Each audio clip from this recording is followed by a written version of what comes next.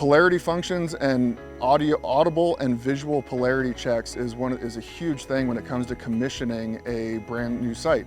Whether it's at the combiner box level when you're just landing those connections for the first time, or at the inverter level where you're bringing this system on for the first time. If you have a reverse polarity and you miss it, intentionally or inadvertently, it can cause fires at the combiner box and damage the equipment, as well as be a huge danger to personnel. We do a lot of commissioning, so when we do that, we do a DC polarity check for the initial, the cold checks and the hot commissioning, so that's actually very important. That way, God forbid somebody's not paying attention, you still hear it beep and you know that something's wrong, so that's very beneficial. If I were to ever commission a site, it'll definitely help me figure out if someone wired something backwards. I don't want to cause anything to blow up on my site, so having that polarity checker on it